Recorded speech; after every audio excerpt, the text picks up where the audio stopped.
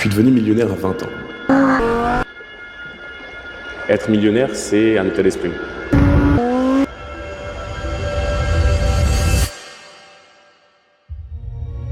J'étais déjà millionnaire quand j'avais 1000 € sur mon compte. C'était juste que le temps n'était pas encore arrivé. J'ai des vidéos de moi à 18 ans qui disent que je vais être millionnaire alors que j'ai 1000 € sur mon compte. Je pense que je mérite tout. Si je vois une stat du genre, le top 0,01% des 18-22 ans gagnent 200 000 € par mois. Je me dis qu'on parle de moi en fait. Je me dis, ok, il y a la place. S'il y a des gens qui le font, c'est moi qui est dedans. Je pense sincèrement, je suis pas en train de dire des conneries. Est-ce que j'ai raison? Peut-être pas. Maintenant, est-ce que ça me sert de penser comme ça? Oui, la preuve, ça fonctionne. Les croyances, vos convictions, ce que vous pensez sincèrement, il n'y a rien de plus important quand on parle de se rapprocher de vos objectifs.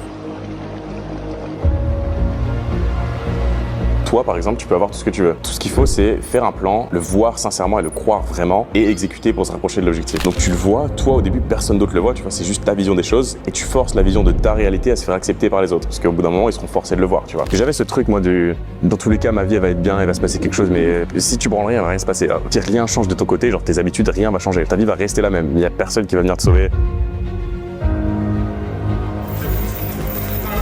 Tu sais ce qui t'attend si tu fais rien. Tu sais que ceux qui se bougent vont avoir des résultats et toi non. Tu sais qu'ils vont acheter la voiture que t'as en fond d'écran.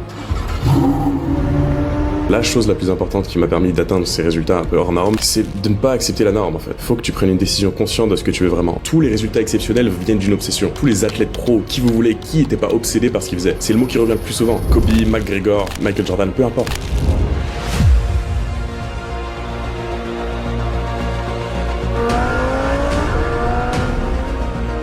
Moi, quand je faisais genre 5-6 cas par mois, j'allais en ville avec mes potes dehors. Je me souviens avoir dit que je visais 100 cas par mois, tu vois. Et en fait, j'avais pas de plan, j'avais rien, je savais pas comment j'allais faire. Et juste, je croyais sincèrement que j'allais le faire. Parce qu'en fait, je bossais plus que tout le monde. Je regardais les gens qui étaient autour de moi et je me disais, attends, s'il y a un mec dans cette ville-là qui est millionnaire, bah c'est moi. Il y a personne d'autre, c'est impossible.